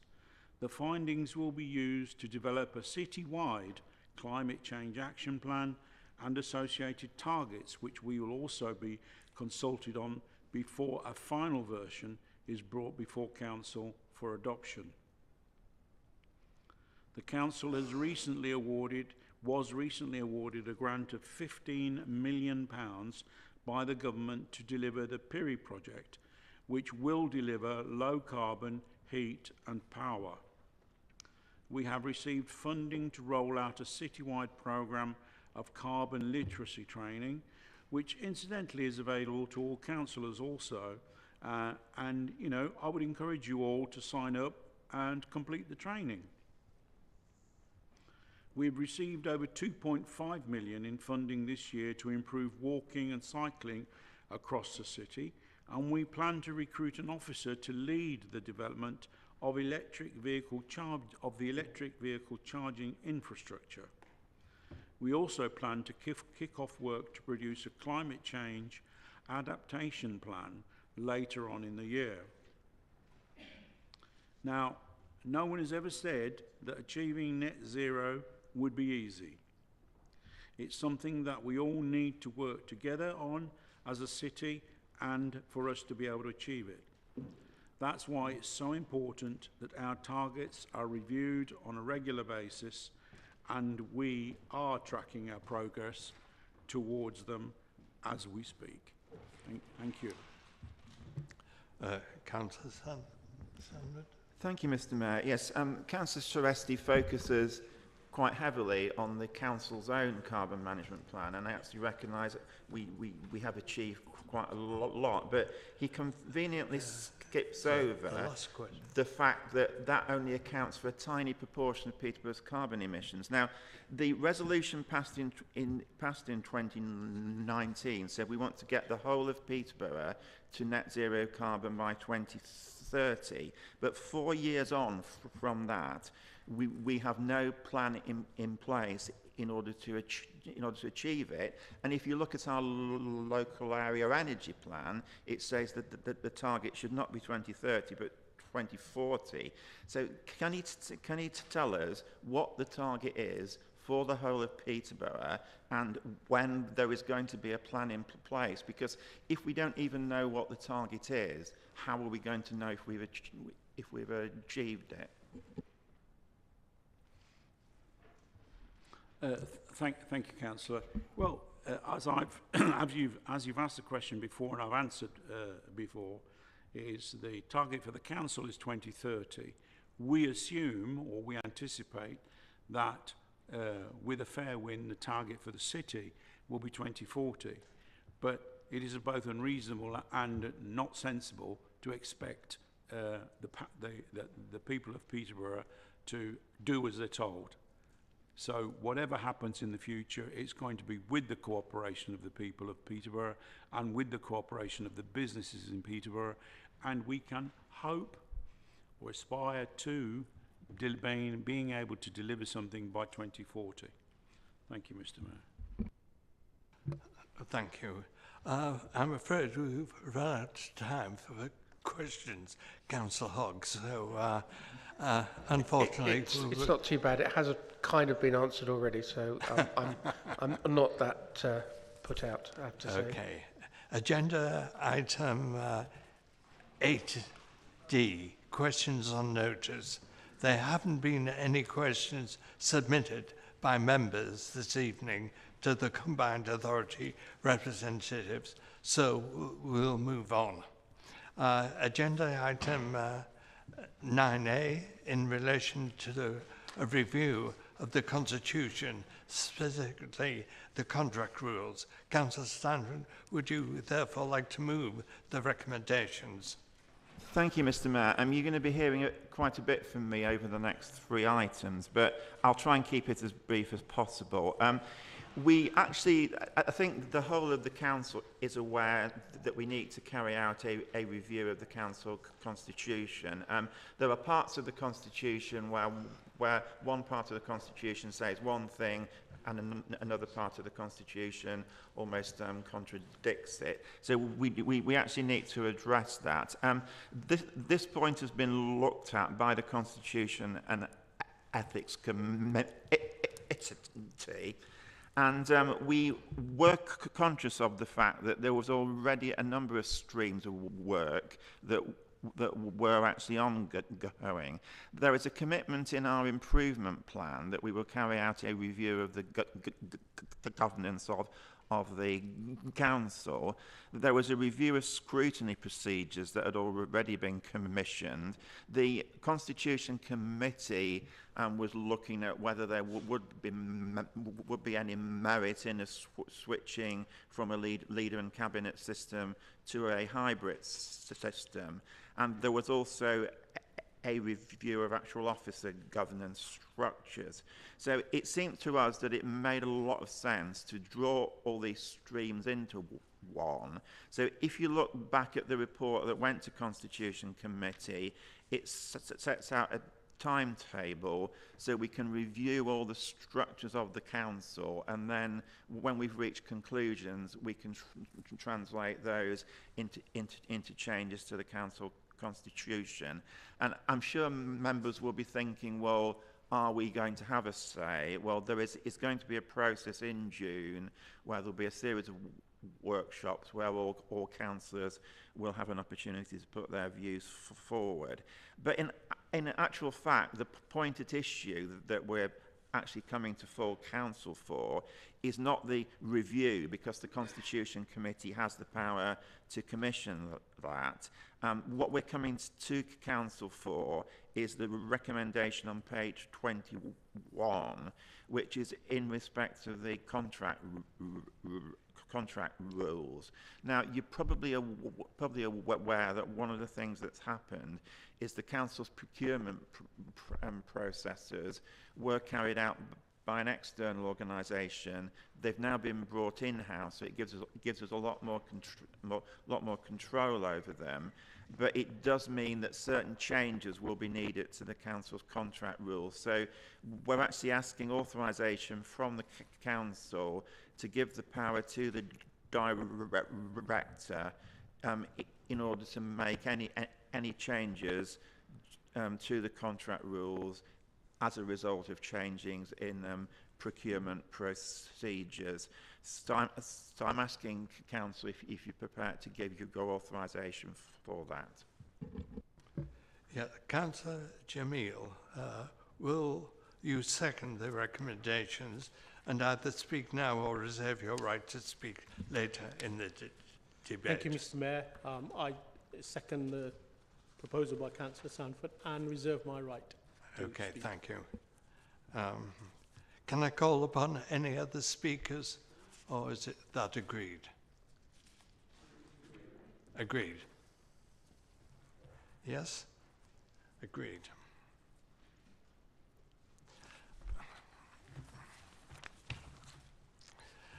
Agenda item 9B is in relation to the process for appointing to outside bodies. Councillor Colt, would you therefore like to move the recommendations? Thank you, Mr. Mayor. Yes, and I feel like I'm usurping Councillor Sanford's place here. I do apologise to him for having to do that, but I know he would prefer that I would announce this particular item. At the Constitution and Ethics Committee last month, members of the committee were presented with two options in relation to the process of appointing to outside bodies. Under legislation, the Council can determine whether appointments to outside bodies are agreed by the leader or by the full Council, except for any of the appointments that are executive by default. Currently at Peterborough, this decision is taken by the leader. The committee considered both options, but resolved to recommend to Council the process as presented this evening, that the leader continues to make this decision, albeit with some minor changes to update the Constitution to reflect current practice. Thank you, Mr. Mayor.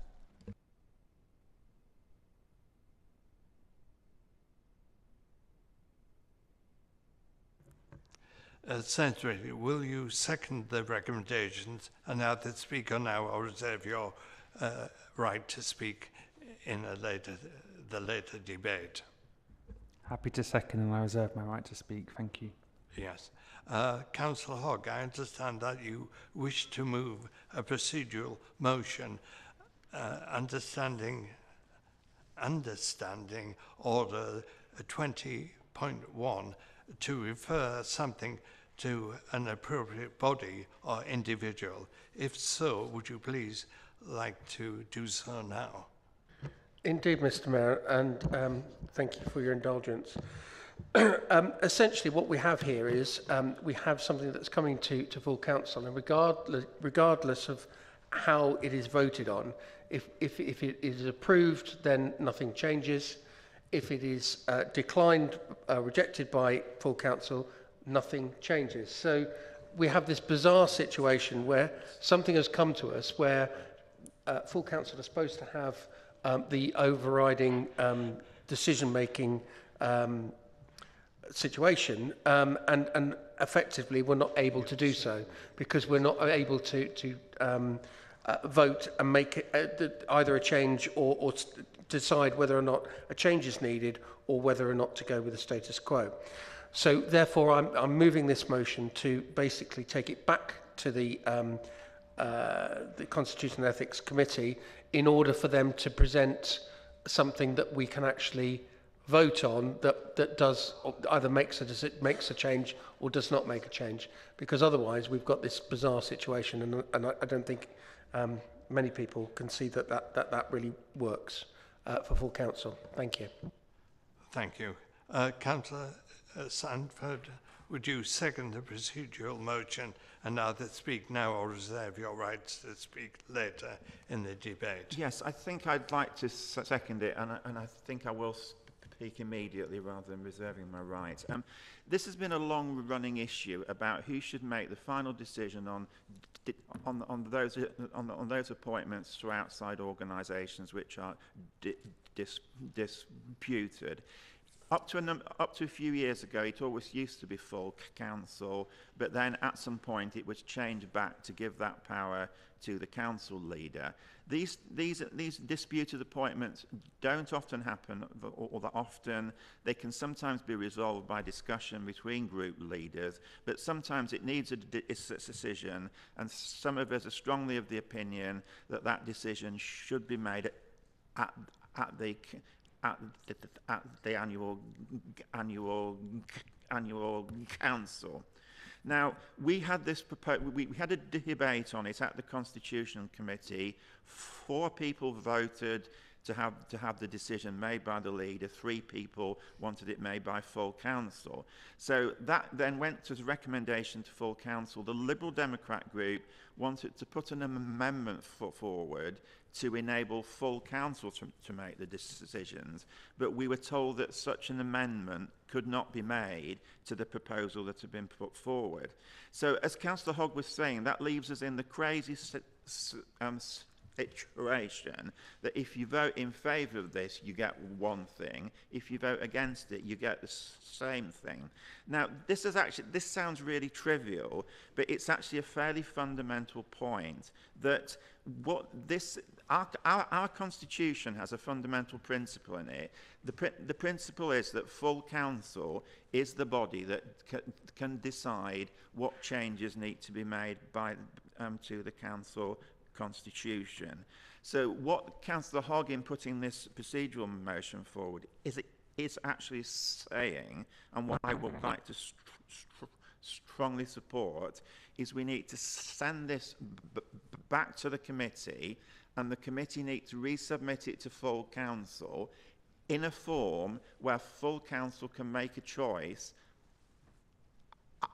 either that these appointments are made by the council leader or that they're made by full council.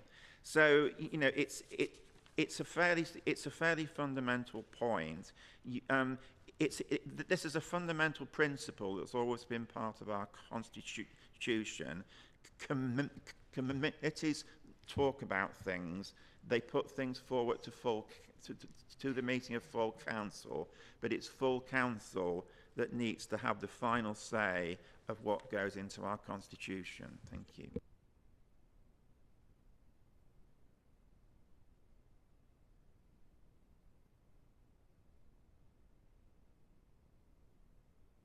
So you wish to speak, no?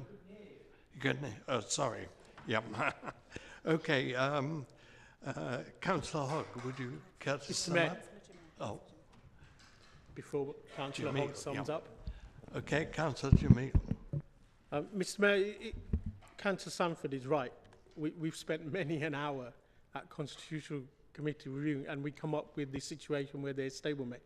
It's almost like it's unfinished business. And the motion today that is being put forward is asking for a bit more time to get this right, because it's going to go into our Constitution, and going forward, it's going to affect us for many, many years. So I too support the motion, and I will also be voting in favour of Councillor Hogg's amendment or procedural amendment for it to go back to the Constitution Committee, so we can come back with something a bit more tangible, that, you know, something with a bit more meat on it. So therefore, I would recommend councillors vote in favour of Councillor Hogg's procedural amendment. Councillor Fitzgerald. Thank you, Mr. Mayor. I was hoping I didn't have to say anything, but look, this is bonkers. Bonkers. It's Councillor Sanford that put this on the agenda of the Constitution and Ethics Committee. Nobody in Council, nobody in the Constitution and Ethics Committee put it on the agenda. It got put on the agenda at the chairman's request, which is fine, no problem with that. The point of sending it back to the committee is bonkers too, because our position hasn't changed. This is a Liberal Democrat ploy to wrestle more, shall we say, decision-making from the administration. It doesn't matter if it's me or anybody else. It would be the same, Dennis, if you're in charge. So just bear that in mind. It kind of undermines your political ability to make appointments as you see fit. But let me be clear again. I've been personally fair with everybody that's approached me for a position, and we work it all out. So what's come before us here today is no change. And if somebody wants to bring a motion at full council to change it and take advice from the monitoring officer or democratic services, that might be the time or the place to do it. But nobody's asked for this change apart from Councillor Sanford. Now, I know Jamil's got a view on that, Point and of that's accuracy, fine. Mr. He's Mayor. expressed that view. Point of accuracy. Go on then. Three of the seven members of the Constitution Committee actually advocated that this should go to full council. So I didn't say anything to say to it's just me contradict is that. completely untrue. I didn't say anything of the sort. I said how it got on the agenda in the first place. Was you, Councillor Sanford? Tell me if I'm wrong on that. Who raised this matter in the first place? Now, fine, the Constitution and Ethics Committee did vote on it, and we had a split vote. But democracy said there's no change. There was no suggestion to change it, only your suggestion. So look, I'm urging people, we won't be voting for it because it is bonkers. If somebody wants to change something, ask the monitoring officer how you might do that. Don't do it this way, because it is, you'll send it back to committee and we'll just vote exactly the same again. We're going around in circles. So I don't want to waste time. Thank you, Mr. Mayor. Okay. May I ask Councillor Hogg if he wishes to sum up? Thank you, Mr. Mayor. So I want to be very clear here. The main thrust of this... Got reverb coming back. Yeah. Maybe Mr. Mayor needs to turn off your mic. Thank you. That's better. My voice is probably bad enough as it is without reverb. I want to be very clear here. The main thrust of this is we have a situation where we have a piece of business coming to full council for us to decide on, but we have no decision to make. If we approve, nothing changes. If we reject this, nothing changes. This is bad governance in the fact that we need to have a situation where we come to full council for a decision, there needs to be a decision to be made. And we should be able to exercise a right to make a decision. This current piece that is coming before us leaves us with no decision to make. It is wasting our time, etc., etc., etc. In terms of the decision itself, we have a situation where the makeup of the committee is such that one party is able to demonstrate, to be able to override the rest of the committee. This wasn't a recommendation from a committee where the whole committee has decided that this is something that should happen. It's gone 50-50, apart from the fact that there is one extra vote with one party. Two parties decided that they didn't think it should go this way, and yet this is what we have before us. So let's be very clear on that. This is not, this is a knife-edged decision. Essentially. But the real crux of this is the fact that what I'm asking for is for it to go back to the committee to be rewritten in such a way that full council gets to make a decision. Thank you. Thank you. Thank you. Is the procedural motion agreed, or shall we now move to a vote? Yeah, okay. Yeah. Thank you, Mayor. I just want to come in on one point. So it was the observation around bad governance. So I just want to remind members of the terms of reference for the committee, which includes to refer in matters for decision to full council. So there is a matter before you today for decision. So it's technically incorrect to say there isn't a decision for you. Thank you.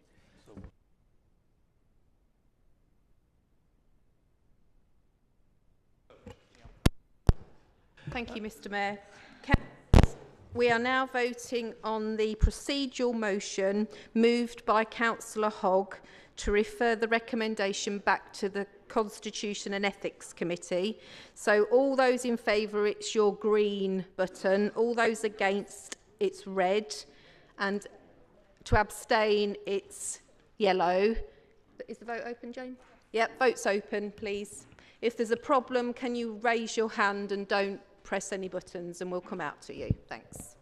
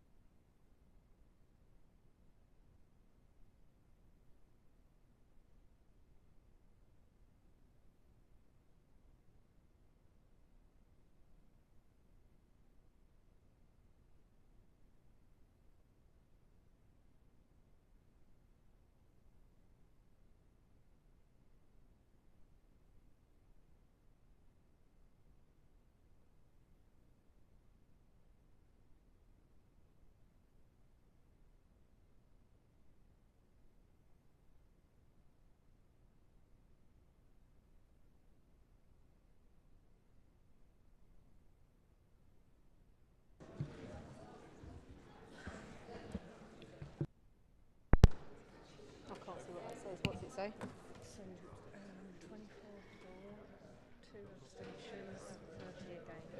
Thank you. The votes are 24 in favour, 30 against. Oh, sorry. 2 abstentions. Therefore, this is defeated and we will return to debate the original motion. Thank you. Not agreed, no. So where do we go now? Yeah, thank you. It is agreed, or shall we now move to the vote? No, we will. No, can we have a vote? I may seek more guidance here. Where are we? Let's do a vote. Just do a vote on the main motion. Councillors, we're now voting on the original recommendation in relation to the process for appointing outside bodies, moved by Councillor Coles. It's green for, it's red against, yellow abstain.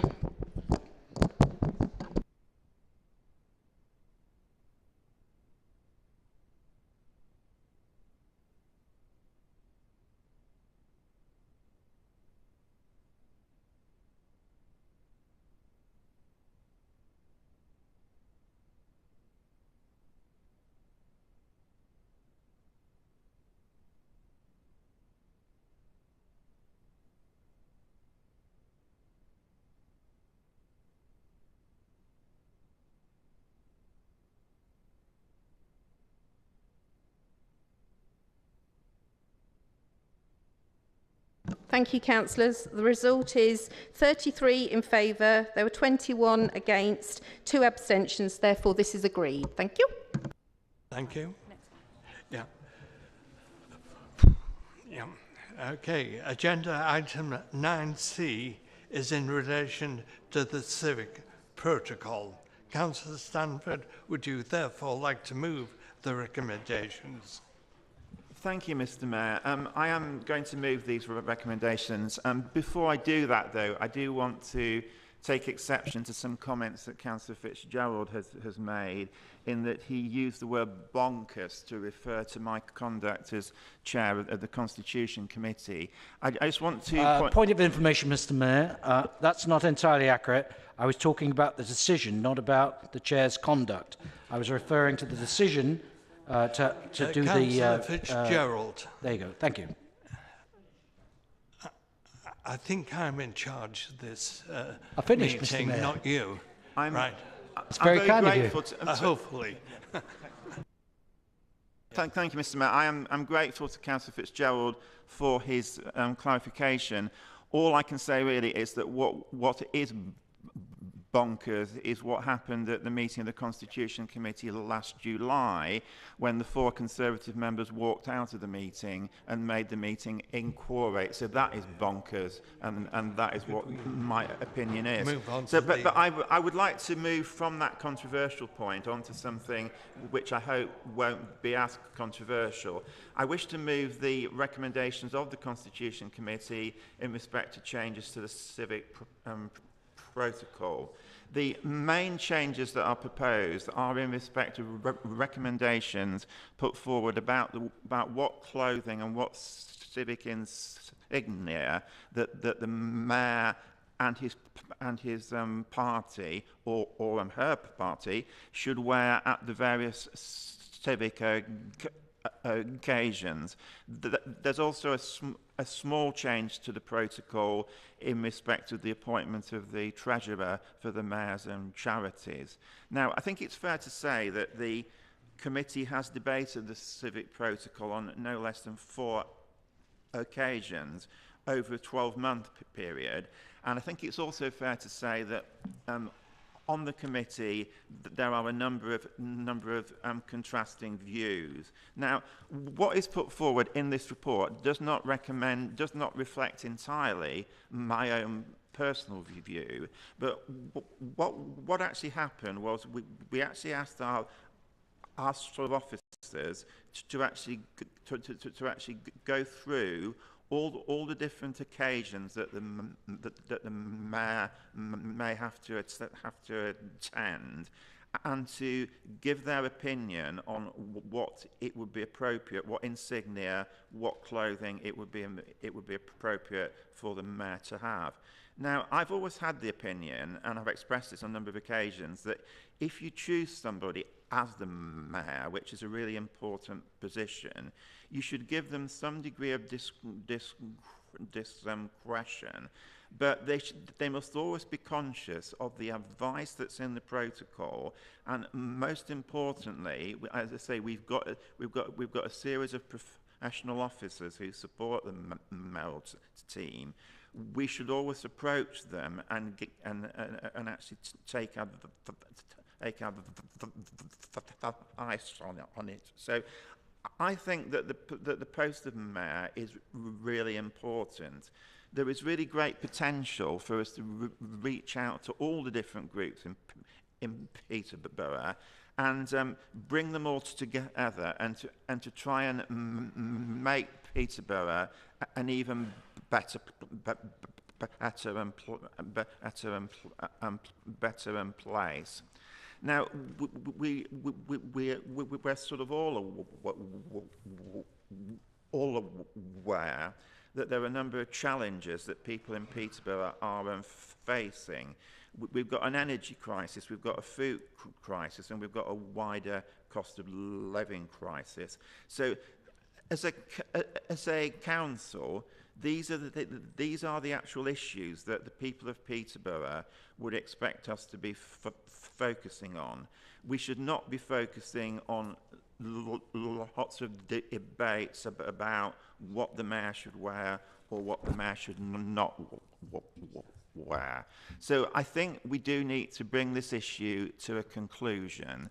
And the best way of bringing it to a conclusion is that we should support the recommendations that have been put forward. Now, if it comes to a vote, I don't know whether we'll have to take a vote for reasons which you'll all be aware of, because I could have a personal interest in this because of things that have happened previously. So I will not be participating in any vote if it takes place, but I would hope, and I would sincerely ask, that we can approve the recommendations that are being put forward. So thank you. Councillor Jamil, would you second the recommendations and either speak now or reserve your right to speak later in the debate? Thank you, Mr. Mayor. I second the recommendations, and I'll just say a few words now. The first one is, please vote this through. I don't think we can spend another 4 meetings going through whether the mayor should wear frillies or not, or whether the hat should be in a particular size or particular colour. We've gone through this, and we agreed this, unlike the previous item, and therefore I recommend to the Chamber that we agree this and let's move on. Yeah. Okay. Any other speakers? Councillor John Fox. Yeah, thank you, Mr. Mayor. I find it difficult to believe you had 3 meetings to discuss this matter. I really do. When I took on the role of mayor, I took on the advice from the office at the time and did what I was told. I don't think there's any debate about it. You take on that role, knowing what the role involves. I don't think you should be dictating whoever you are what that role, consists of. That's the idea. It's a civic role. You do what the officers tell you. That's just my opinion. And I'm sorry, but 3 meetings to discuss that. Okay. Council leaders, anybody else to? Yes. Councillor. Yep. Thank you. Can I speak? I'll just check in because I might get told off. But I'm all right. Good. I agree with Councillor Fox to the point where I told Councillor Sanford I couldn't care less anymore. And Councillor Jamil will testament again, we spent so much time talking about cuffs, frillies, hats, another bonkers example of what the meeting was about. Not your chairing, Councillor Sanford. The fact is, Councillor Fox is entirely right. You should be advised and guided by the democratic services and civic teams. When you take on the role of mayor, you should wholly embrace it. It's disappointing that, and I'm not speaking out of turn, that we have within this chamber anti-monarchists, and that's fine, I accept that. But when you take on the role of mayor, you also take on the first citizen of the city, and you should uphold king and country and all the laws of the land, all the civic protocols that go with it. I'm not going to embarrass anybody, but the fact is, and I know Councillor Sanford has had some discussions with the team about whether you wear it at the sausage supper, who cares?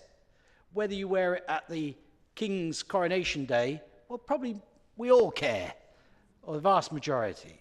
So I'd only offer words of advice to the current mayor and the incoming mayor. Do what is expected of you and just sign up to the protocol, or don't sign up to be mayor. Simple as that. And I don't want to discuss it anymore because I'm sick and tired of it. It's a very, very simple thing, and we all know where it's coming from. Thank you very much. Councillor Hogg. I wasn't going to talk on this, but I just think I want to clear up a couple of things here. First of all, this item was not brought to the Constitution and Ethics Committee by the chair in any shape or form. In fact, I think you know, the fact that you know, he's looking to be our next mayor probably.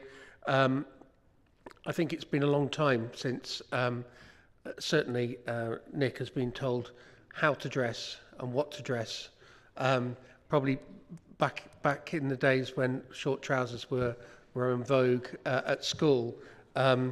So you know, I think it's ridiculous that we've had a situation where it has been felt by whoever to beef up the protocol as to, you know, whether you wear frillies, whether or not you wear a hat for whatever organisation, for whatever event there is, and that, you know, actually, you know, we are talking about somebody that we have given the responsibility of being our mayor, that goes out amongst our community to represent this council as the mayor of Peterborough City Council, and we're basically looking to tie down the way they, you know, what they have to wear and how they have to wear it, on what occasion, etc., etc.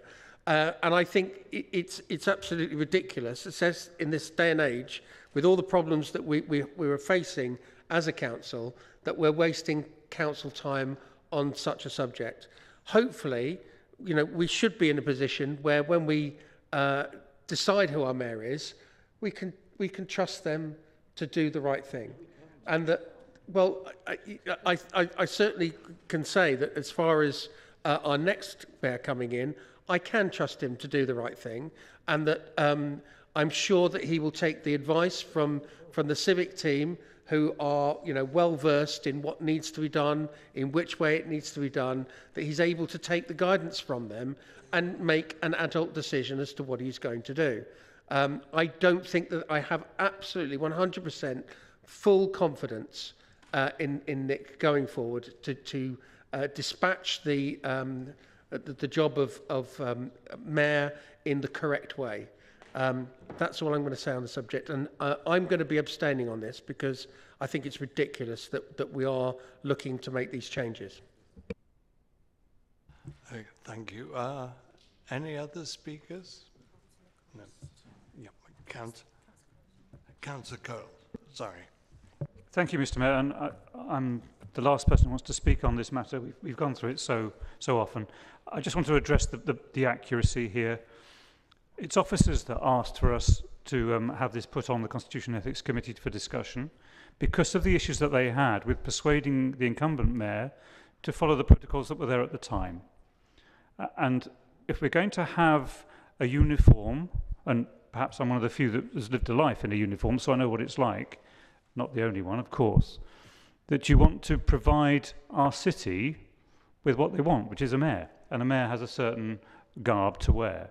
Now, how do you wear the right thing? Well, you ask the officers, because they're very good at this sort of thing. They've been doing it for years and years and years, And those are the people that I trust.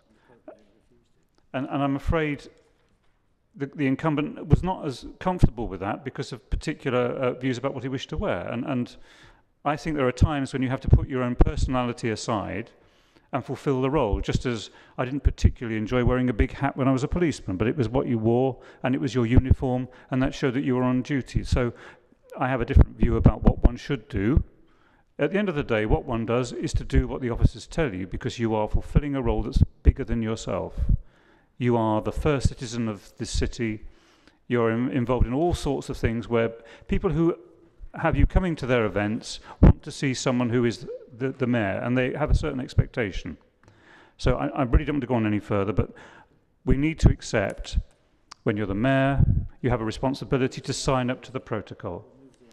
The good thing about this particular part is that there was ambiguity before, and I think, Councillor Jamil, you were very clear that you didn't know when you should and shouldn't wear the hat, and let's not rehearse that, please. But what this does is to take away the ambiguity, and it makes it absolutely clear what the officers are suggesting that a mayor should wear. And on a personal note, I definitely will be wearing a full-bottom wig and full velveteen jodhpurs, silver-buckled shoes and stockings when I'm mayor, if I ever get that great honour. Thank you, Mr. Mayor. Okay, Councillor Sanford, would you like to sum up? Yes, I would, yeah. You know, I think I endorse a lot of what Councillor Hoggs said. When we had, I think we're not supposed to talk about the informal meeting we had at the January council meeting, but after we'd had that process, I emailed all councillors, and because I knew this issue had been floating around, and I'm afraid Councillor Fox was incorrect, it wasn't 3 meetings, it was 4 meetings where we talked about this. And, you know, so I actually emailed all councillors and made a number of points and said, if I'm elected to this post, in all aspects, I will take advice and hear what the actual officers are saying. Now, I actually repeat that here again, because I think if you are the mayor, you should take advice from the professionals who work for the council. What I do find out really slightly disturbing is the very aggressive tone of what Councillor Fitzgerald was saying. We've heard a nice woolly version of it from Councillor Coles, but what I was hearing from Councillor Fitzgerald was, you will do exactly as I say. Well, the role of the mayor is not to do Mr. Mayor, exactly if I as may, the council if I leader may, says. Mr. Mayor, it is to represent point of clarity, Peterborough. personal explanation. I've never said that. Councillor Coles, and I agree, you take advice from the civic office. It's not me saying, it's nothing to do with me. Well, okay, I welcome that clarification. You know, I really do think, as Councillor Jamil and other councillors have said, you know, I'm actually really disappointed that we're having a further discussion about it here, because there are members of the public who'll be tuning into this and will be thinking, you know, I'm suffering from an energy crisis. I can't afford to put food on the table, and I'm listening to a debate at Peterborough City Council about whether the mayor should wear a collar and a cuff, and whether he should wear a hat. We really do need to put this to bed. So I repeat what I said at the beginning. Can we agree the recommendations, please?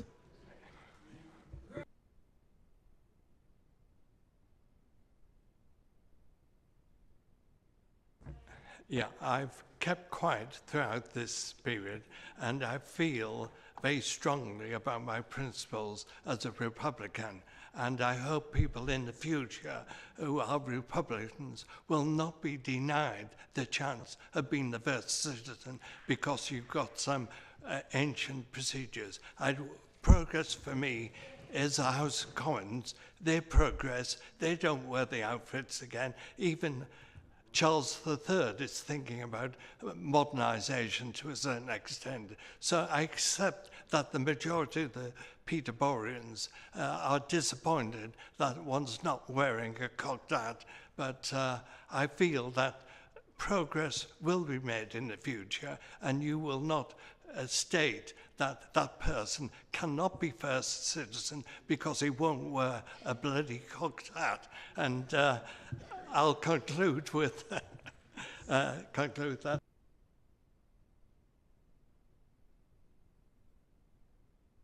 Next business, which is an agenda item 9D, is in relation to the flood risk management plan. Councillor Seresti, would you therefore like to move the recommendations? Thank you, Mr. Mayor.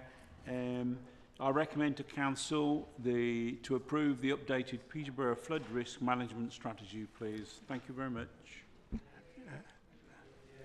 Agreed? Yeah.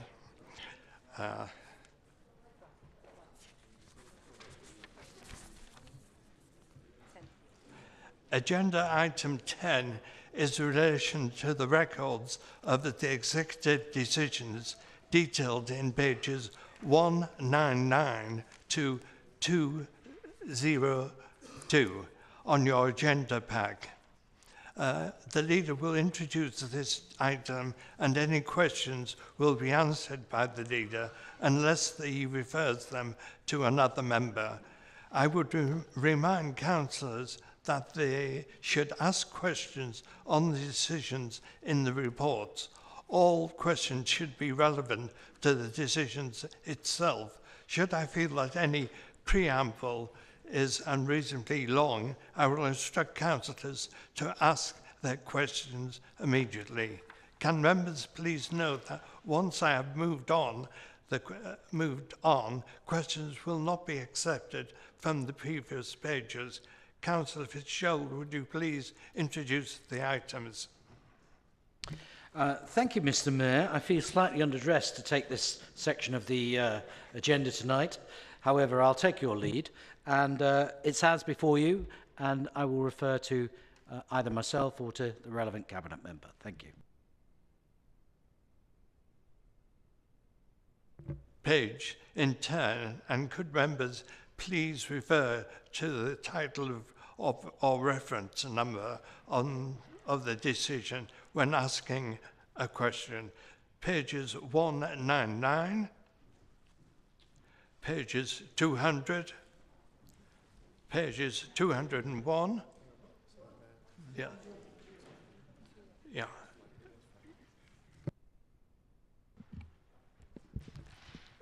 It's me, Mr. Mayor. Yeah. Would you write? Yeah.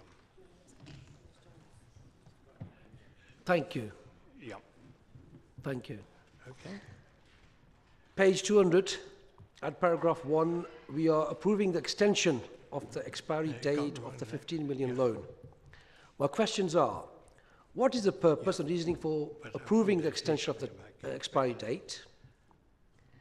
How many times have we given extensions in the past? When do we anticipate receiving our loan and the interest on the loan? Thank you.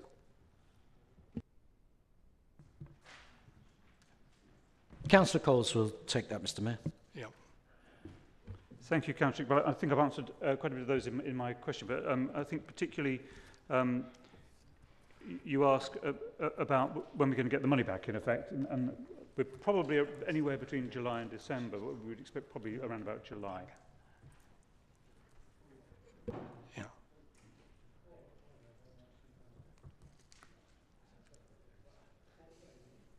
Yeah. Thank you for that. Yeah, thank you. Councillor Dance-Jones, question? No? Councillor Hogg, question? Question. So I'm mindful of the fact that we've kind of been here before with Empower. So I realise we're a long way off that situation. But what I don't want to see is this coming back time and time and time again for extension after extension after extension, and then for us to have to basically take it in-house. So it's more of a placeholder, I think, really, than anything. But, you know, can I just have an assurance for the Cabinet member that this isn't going to turn into an Empower type scenario? Andy Coles again. Thank you, Councillor Hogg. Nothing like Empower. This is a very, very clear process, and I'm looking forward to July, then it'll be done. Thank you for that. Councillor Ali, Imtaz Ali. Yeah, I think this is again on the same item. I think we're probably giving this more scrutiny than it deserves. Councillor Coles, maybe an opportunity for you to outline what is the impact to us of rolling. I'm guessing we've borrowed from the Public Works Loans Board, and we've extended a facility to a private entity. They've requested a roll, so we've gone back to the Public Works Loans Board and we've requested a roll. We're paying a lower level of interest than we're receiving, so the longer it rolls, I guess the more profitable this loan is for us. Am I incorrect in that? Thank you, Ken. Well, we're not making a huge profit. That's not the purpose, but we are making sure that we get an adequate return plus a little bit more. So it's benefiting the mid-term financial strategy, and we are getting money back in. You're right. So hopefully that answers your question. Yes, Councillor. Okay, may we move on to agenda item 11?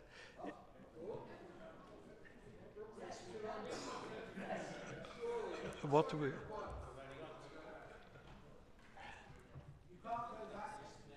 I said we go. Agenda item 11. Am I? Guidance. What am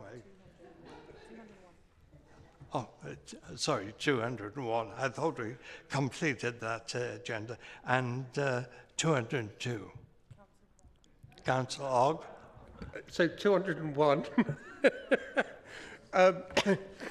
So 201, we have this special urgency again for an award for an insurance contract. So here we are having another situation where a contract that's coming up for annual review is suddenly a special urgency measure.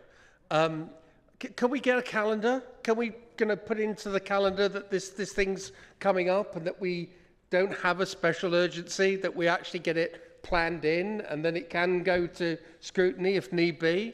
Why are we time and time again coming up with these awards that are annual awards coming up for renewal at a date that we know far in advance? Can we not just make sure that we have this done properly? Thank you, Councillor. Yes, well, you know we've got procurement back in-house, and you'll know the robustness by which our 151 officer deals with contracts. So I think you can be fairly reassured that this is an issue that we are resolving, and with alacrity. Thank you. Any more on this? No. Pages 202. No? Pass on to agenda item 11. Is in relation to the records of the combined authority decisions detailed in the additional information pack. I will refer any questions to the relevant combined authority representative. Otherwise, the same rules will apply as at the previous item. I would take each appendix in turn, and council members, please refer to the title of the decision when asking a question. Appendix item 1, Combined Authority Board, 8th of February. Councillor Fitzgerald, I believe. No? Councillor Hogg. So I don't want to make a big fuss of this, but are we being haunted by the ghost of councillors past? It seems that Councillor E. Murphy it appears. Sorry, but substituted by Councillor Jamil, who's so. Why is? Yes, if you could, that would be really good. Councillor Murphy, Edna Murphy, who's leader of the Liberal Democrat group on the Fire Authority, is the person who's actually on that authority, and she couldn't make it. As I'm deputy to her on the Fire Authority, I substitute for her, as Councillor Sainsbury will testify. Is that a satisfactory answer, Councillor? Yeah, good.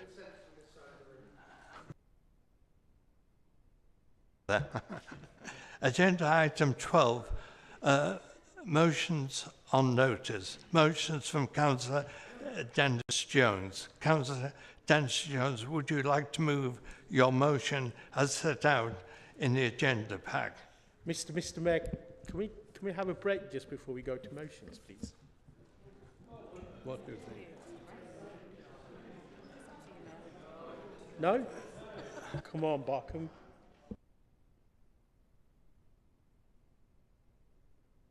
Yes,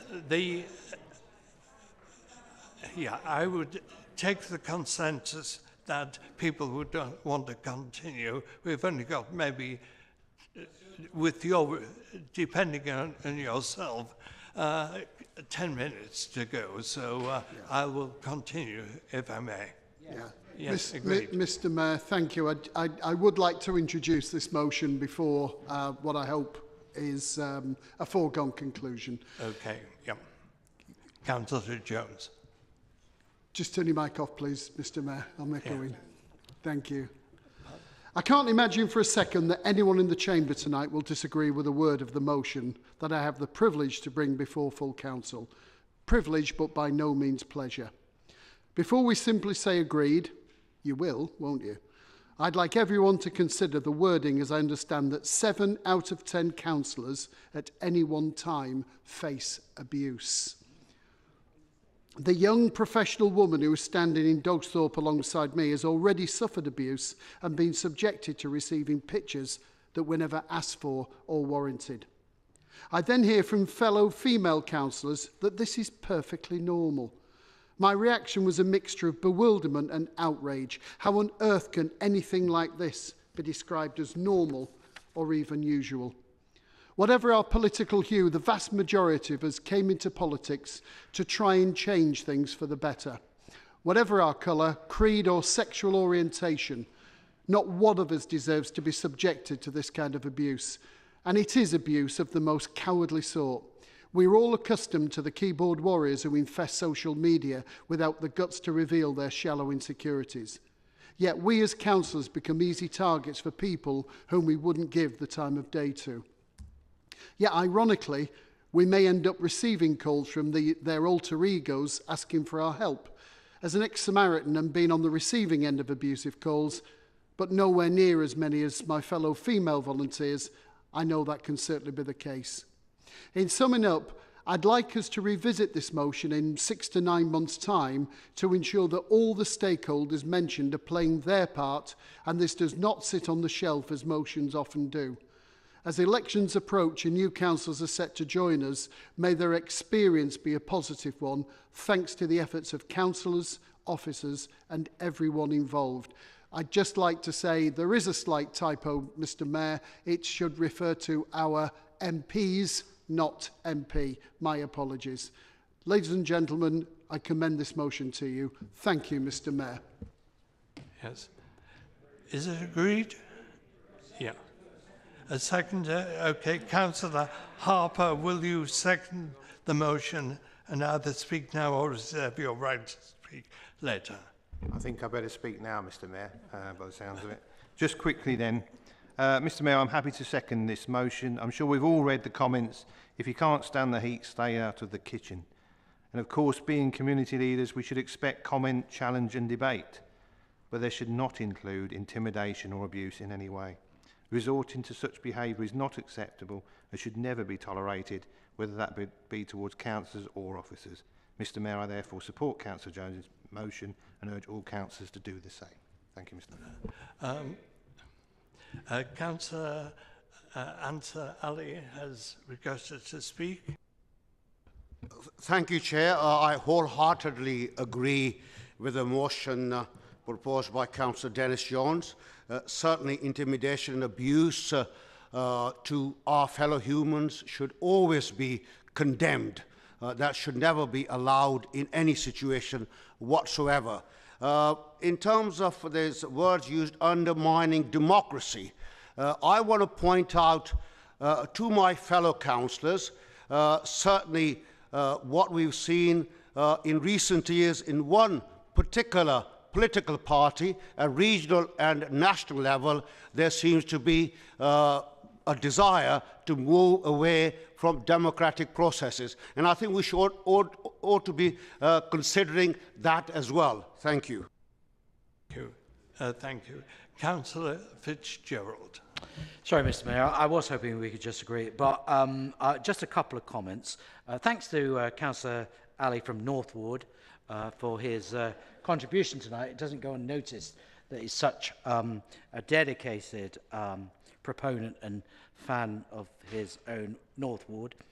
But Councillor Jones, I do support this entirely. But what I would say, one caveat, so I don't excuse bullying of any description, but as Councillor Harper says as well, you know, you can't stand the heat.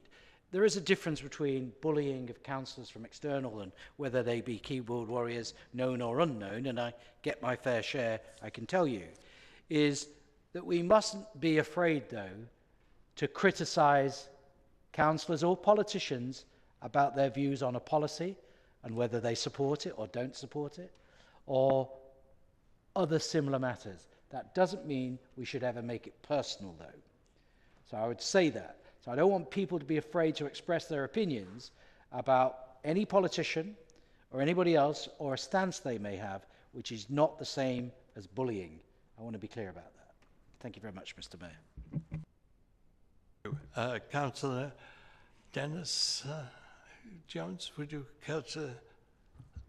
Thank you, Mr. Mayor. Yes, I don't disagree, and obviously in the chamber we've seemed to have lost a lot of the free-bile atmosphere that we used to have, and matters are done that, and I think we should have the right to disagree.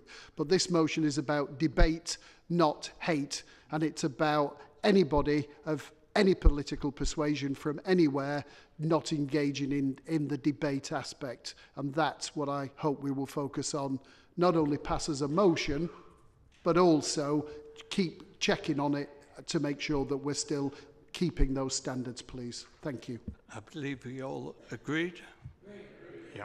Okay, motion from Councillor Sandra Bond. Councillor Sandra Bond, I understand that you no longer wish to move your motion, and therefore we will move directly to the next business item.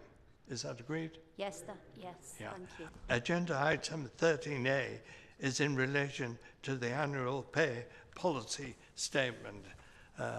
Councillor Cole, would you therefore like to move the recommendations? Thank you, Mr. Mayor. I so move. Yeah. Is it agreed? Yeah. Okay.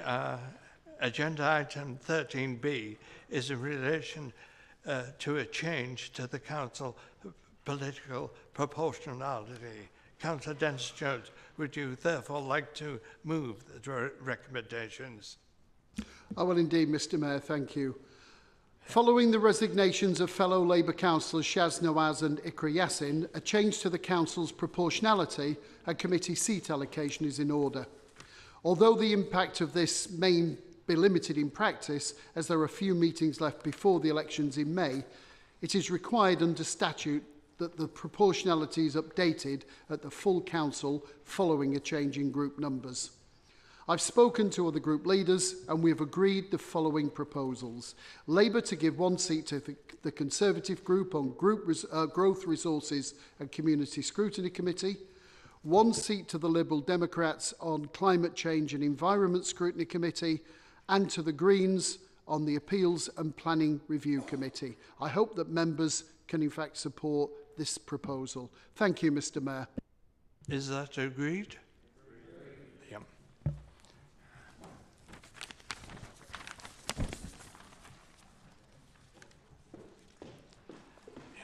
Agenda item 13C is in relation to the appointment of the Council Statutory Scrutiny Officer. Councillor Coles, would you therefore like to move the recommendations? Thank you, Mr. Mayor. I so move. Is it agreed?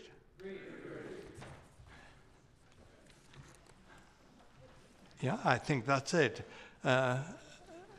Ending of this meeting, and my final, thank heavens, chairing of the meetings. I can't say I've enjoyed being here. And may I invite you all into the Mayor's Parlour for a drink and food. Okay, thank you.